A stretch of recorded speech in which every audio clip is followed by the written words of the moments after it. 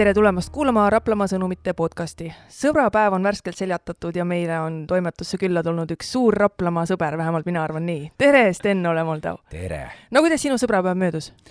Väga, ma käisin oma elu ühel Jaburaimaal esinemisel eelviimasena vist ööklubis Amigo, enne kui see kinni pannakse. Ja selle tähe all minu päev läks. Sest see oli hilja öösel, minu vana inimesena pidin päev läbi pikutama, et ma saaksin ennast 0030 püsti hoitud. Nii, aga Eesti Laulu vaatasid? Ei vaadanud. Üldse ei vaadanud. Yeah. Mul on kuidagi nagu, ma olen mõneks ajaks väsinud sellest sündmusest. Et ma ei tea, kas me peame nüüd sellesse teemasse kohe minema. Ei, see mõttes, et ma mõtlesin, et ma küsin, et kas sul on juba mingi lemmik-laul välja valitud, oled sa kuulan neid? Ma ei tea ühtegi laulu siiamaani, ma alati vaatan pärast need järgi.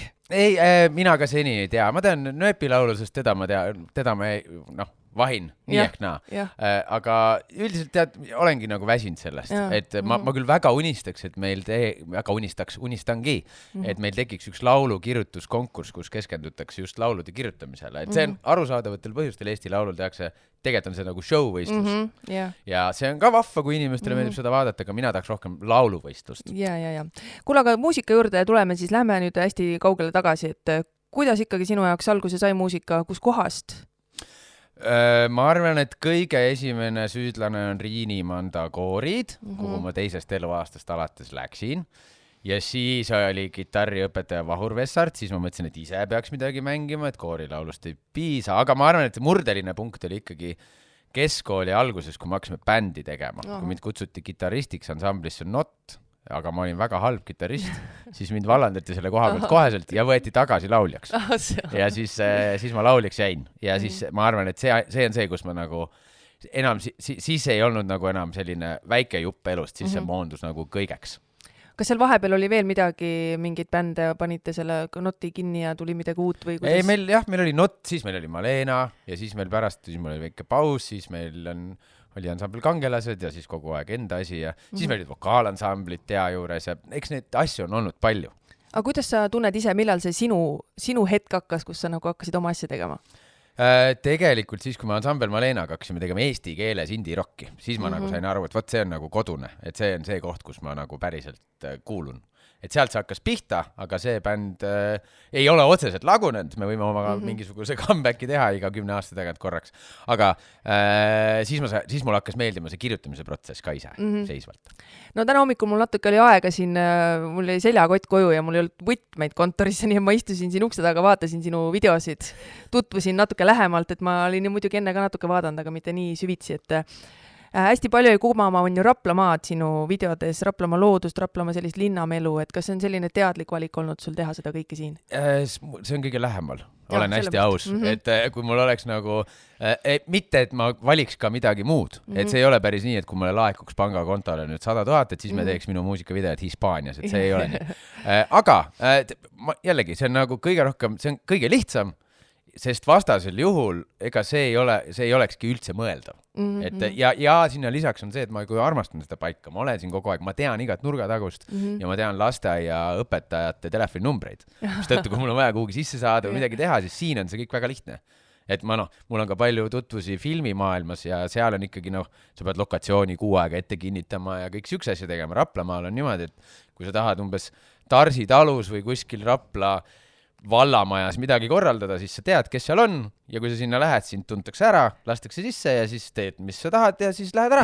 Et sellist luksust mujal maailmas mulle ei pakuta. Ja ma just pidingi küsima, et ühes videos sa oled siin keset Viljandi maanteed, on ju, et kas selle jaoks oli ka vaja midagi, ma ei tea, liiklus kinni panna või see oli täitsa loomulik? Ei, kui sa mõtled seda, et ma olen hommikumantli ja trussikute ajal keset Raplat, siis ei, me teeme üldiselt mulle väga meeldib selline gerilja lahendused, et toda videot me tegime, see on siis täiskasvamine, see video Madis Reimondiga, kes ka Raplapoiss, ja tema on ka seda meelt, et pigem lähme kähku hakkame filmima ja kui keegi pahandab, siis lähme ära. Aga reeglina selleks ajaks on meil juba tehtud, kui keegi pahandama jõuab. Ja. No väga vahva on igatahes ise ka vaadata neid erinevaid nurkasi, korra ise oma peas mõtled, et võitu, kus see nurk tehtud on, see on seal Okta Centrumi juures, see vist on seal Selveris, on ju, et kui sa poodides käis, seal vist ikka pead mingid kooskõlastuse võtma või? Ei ole sedagi, ütlen ausalt, ja ma nüüd ei ole kindel, kui avalikult ma peaks sellest vestlema, aga tegelikult jällegi, me ei taha ju midagi paha, et me käisime näiteks Coopis on ju, et me ei hakanud seal hullult seletama, läksime sisse, proovisime mitte jätta igasuguseid firmamärke ega teisi inimesi peale, kui nad ei soovi. Et ainult mina oma hommikumantlis ja see paistis olevat piisavalt lõbus, et keegi meiega ei pahandanud. No kus kohast need videode ideed ikkagi tulevad, seda siin on meil toimetuses ka tahetud küsida, et kas sina ise paned selle süsee kokku või kuidas see käib? Ma põrgatan sõpradega, aga üldiselt ma ikkagi lahendan selle lõpuks ise ära. Et mul on sõber Raigo on mind aidanud ja sõber Sirlen on mind aidanud ja Madisega mõtlema ja hea sõber Toris, kes on režissöör, tema on olnud kohe eriti seotud, nii ühega puhul ta täitsa oligi režissöör, isegi kahe. Aga üldiselt ma ikkagi pingutan selle nimel ise, et mulle meeldib see tegevus ja selle välja mõtlemine mulle sobib. Kus sa seda inspiratsiooni sammutad? On sul keegi, keda sa jälgid ja vaatad sealt võib-olla natukene? Ei, ma alustan reeglina, minul on kõige lihtsam mõelda praktilise probleemi koha pealt, et mul on olemas selline ressurss, praegu ma plaanin ühte ka videot ühele loole, mis tegelikult on juba plaadi peal olemas, et ma tean, et ma pole veel tervet kultuurimaja rakendanud ja siis ma nüüd tean, et ma tahaks käia kõik koridorid läbi, see on siis video idee.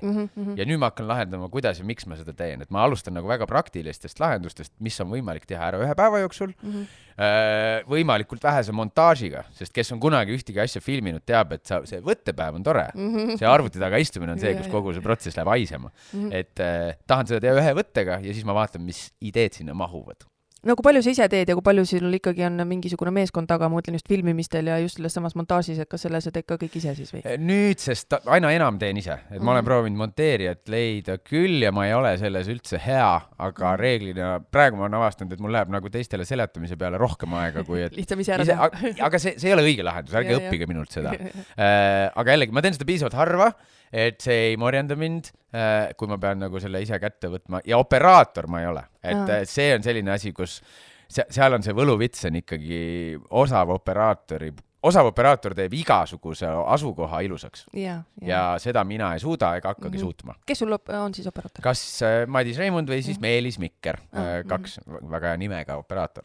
Okei. Kuule, inimeste juurde korra tulime juba, et väga palju inimesi käib sul ju videodest läbi ja väga palju on neist Raplamaa inimesi, et tuttavaid nägu oli nendes videodes ikka väga palju, et kui ma ei tea, ma tahaks eeldada, et sul ei ole väga raske neid ära rääkida, et tulge minuga neid jaburusi tegema.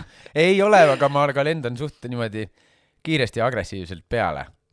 Et ma ei teagi, ma arvan, et ühel hetkel mul saavad need aktsiad otsa. Et seni on olnud nagu, seni kuni see on uus ja huvitav ja mingi veider värk on hästi, aga kui mul sõber peab tulema juba 6. korda terveks päevaks pitsalõigu eest tegema, siis ma saan aru, et see hakkab muutuma nagu vaikselt. Seega, kõik teised, kes te kuulete seda podcasti, varsti on sinu kord, et anna endast märku, äkki ma saan sind rakendada. Et ma alati kutsun oma sõpru kindlasti veel, aga ma tunnetan, et nad hakkavad ka väsima üks hetk. No meil just oli siin toimetuses enne arutelu, et kuidas see videodesse siis pääseb, et kus need üleskutsed on ja kus me saame kandideerida või kuidas see käib, et nüüd see üleskutse tuli ära, nii et saame linnukese kirja. Ja, ma teengi, minu see järgmine Rapla kultuurimaja video tuleb siuke, kus ma plaanin kaasata umbes 50 inimest väga lihtsatesse rollidesse, nii et seisma sisuliselt. Et see võib juhtuda, et see kuulutus tuleb Raplamaa rahvasse üles, küll ma siis teid kätte saan. Kas oskad öelda, kui palju inimesi on läbi käinud su videodest või see tundub? Üldse pole aimu, ma pakun, et nagu 200 ligi ikka arvan. Võib-olla natuke liialdan, üle 100 on päris kindlasti, aga mul ei tule praegu, need on tõesti palju olnud ka läbi aja. No aga kuidas see selles mõttes, mul tundub, et nagu mõned inimesed seal videodes on lihtsalt tänavatelt inimesed, ma ei tea, töömees seal oma kiivriga, kas nemad ei, töömees kiivriga on Villu. Temaga ma leppisin kokku, tema on Kuusiku küla kuldsete kätega mees. Üldiselt ma ikkagi ju helistan läbi, et sellist nagu tänaval keer ringi filmime momente on ka. Neid on, aga ma ei jää nende peale lootma. Et kui ma midagi teen, siis ma arvestan, et teised ei tule kaasa ja kui tulevad, siis see on boonus. See on ju päris suur tegelikult ajaline töö ka, need inimesed leida ja ära rääkida ja kõik need inimesed sinna võtetesse saada. Et... On, aga see on lõbus ka. Mulle meeldib korraldada. Ja mul on, tegelikult ma peaks korraldama pidusid. See oleks nagu võib-olla nagu... kõik toob kokku. Ja siis tuleksid kõik nagu nii saa välja, aga mul kuidagi nagu see pidude korraldamist ma ei võta nii tõsiselt. Ja siis panen oma energia sellesse, et mul tegelikult ju meeldib inimestega suhelda. Ja see on ka hea viis, kuidas inimestega hoida nagu päriselt kontakti. Et üks asi on see, et sa Facebooki nagu kuskilt seinalt näed, et keegi sai lapse või midagi muud, aga kui sa ikka võttepäevaselt kokku, siis sul on nagu rohkem sidusust oma vahel ja Jaa, see teeb asja palju rõõsamaks. No just, ja vaatajal on ju ka väga äge vaadata, kui oma tuttav või keegi näo ära tunned sealt, et jah, vot, ja siis on kohe turundusnipp tuleb ka vahele, et kui sul ikka omad tüübid on, siis sa lähed vaatad selle video ära ka, sest ega inimesi muusikavideot vaatama panna on veel keerulisem, kui neid sinna sisse saada. ja no tegelikult Rapla maale ja Rapla vallale ka ju suur turundus ju kogu nende videodega. Äkki on, vaatame, mis sellest saab. Jah, äkki, palun väga. No, nagu sa oled öelnud, siis sulle meeldib asju teha omamoodi, on ju. Mis see sinu jaoks tähendab, et asju teha omamoodi? Ma ei oska kellegi teise moodi teha, ma arvan, et see on esimene asi. Et ma olen elus läbi käinud, näiteks kui ma kuulen, pole küll väga ammu seda teinud, aga oma esimest plaati, siis ma üritasin olla nagu Kuul on baas või plaadi nimi, siis ma üritasin olla 6 erinevat asja korraga. Tahtsin teha metalit ja Noepi-laadset EDM-i, indie-rocki ja ballaadi ühe albumi peal. Ja filmimuusikat umbes, ühesõnaga. Et siis ma veel proovisin olla kõik teised ka. Täna ma ei jaksa enam, et ma olen nagu jõudnud sinnamaani, et ma saan aru, kui mulle meeldib ja rohkem tingimusi mulle endale ei ole. Et, aga mul on ka nagu võib-olla see luksus, et ma olen suhteliselt nagu labase maitsega selle koha pealt, et mulle meeldivad asjad, mis on lihtsad ja on nagu lihtsasti söödavad. Et minu maitse ei ole mingisugune veider avantgaard muusika, mis on ka väga tore, vaid et minu maitse ongi selline, et see vahel ka teised inimesed tahavad kuulata. No kui täna tuleks Sven Lõhmus koputama ukse taha, et ma tahan sulle ühte lugu pakkuda, et tee see ära. Võt Sveni puhul kuna ta pole minu hinnangul 20 aastat ühtegi head lugu kirjutanud, kogu austuse juures, siis ma seda ei sooviks, aga teistega koostööd ma kindlasti tahaks teha. Et noh, see on ka, tead, võtan tagasi, vabandust Sven, teeme loo, aga koos. Et ma selles suhtes kellegi lugu niimoodi laulda ei võta, ma ei võta ennast üldse lauljana nagu tõsiselt, et kellegagi koos mussi teha. Siis ma arvan, et ma võiks teha seda enam-vähem iga ühega. Eeldusel, et inimene tahab muusikat kirjutada muusika pärast. Et kui tal on nagu eesmärk saada kuskile Eesti laulule, siis ma ei tule. Aga kui meil on eesmärk teha mis iganes laul, et see meile endile meeldib, siis mul ei ole ühtegi piirangut. Ja. No igati mõistlik. Aga kuidas sa ise tunned, kas sul on lauludel mingi selline üks suurem või laiem siuke sõnum? Mulle tundub, et seal on sellist ühiskonna natuke kriitikat, seal on natuke sellist igapäevaelu, võib-olla natuke ka sellist kurbust, et kuidas sa ise... Mul mingi aeg ma käisin EMTA mikrokraadil, seal oli selline mingi turunduse osakond või mingi bränding ja värk, kõik tundub hirmutav ja võõras, aga seal oli üks hea mõte, et mõtle ennast üheks lauseks. Ja seal ma nuputasin lahti, et tahaksin olla HD argipäev.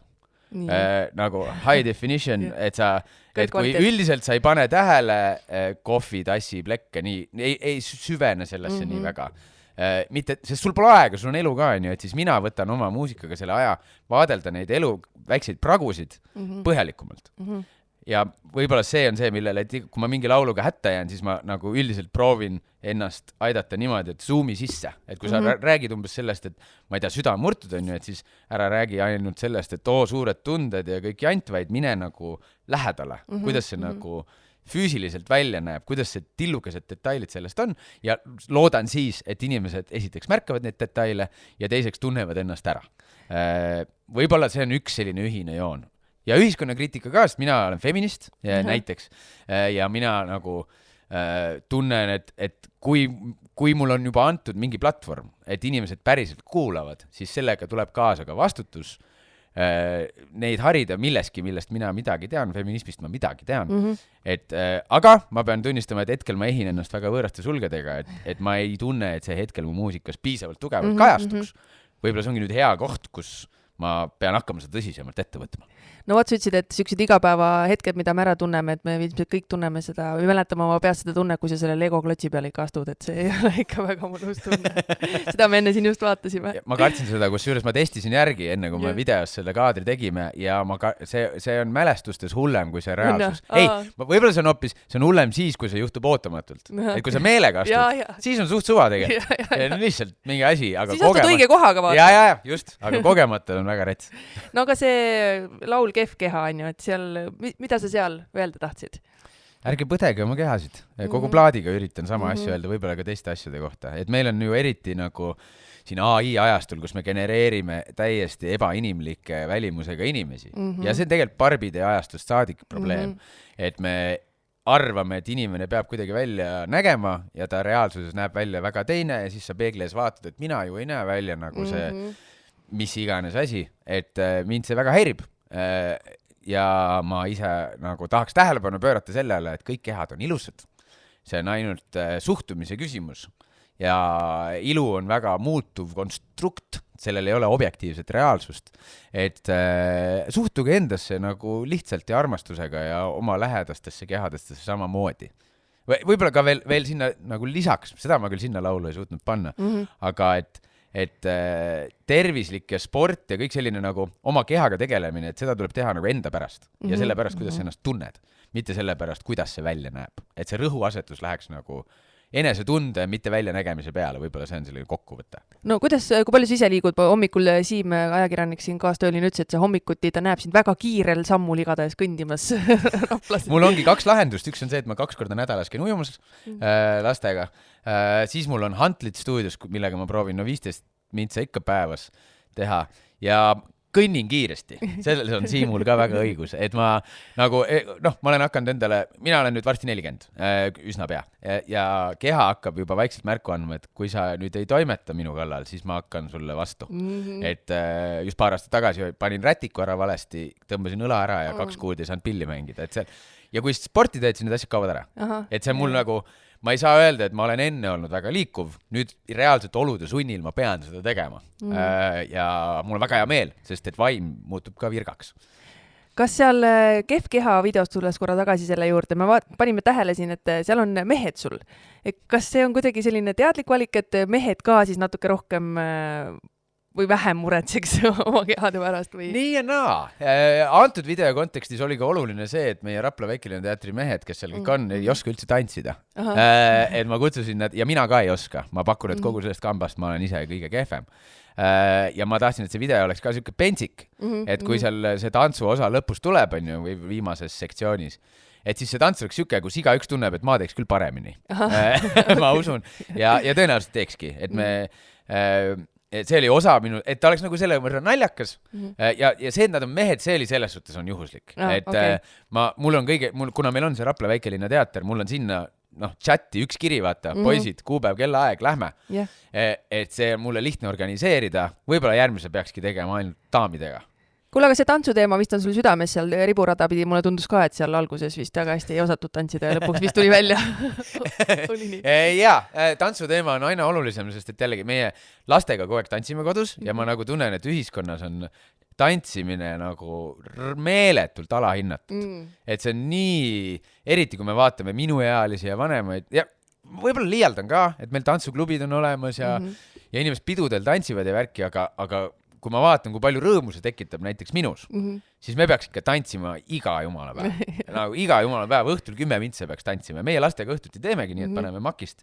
Meil on hästi suured peeglid vannitoas ja siis tantsime. Et sellist asja peaks tegema igaüks, eriti kui sina oled üks siuke vaikselt keskeale lähenev või üle selle mees. Nemad ei kipu üldse sellega tegelema. Aga see teeb nii palju rõõmu ja lusti, et võib-olla peaks, ma lähen aina lollimaks oma tantsutegijatega, lootes, et inimesed hakkavad ise tantsima. No väga põnev, igatahes juhul ootame neid ägedaid videosi veel, aga tulles nüüd siis selle Eesti muusikaundide juurde.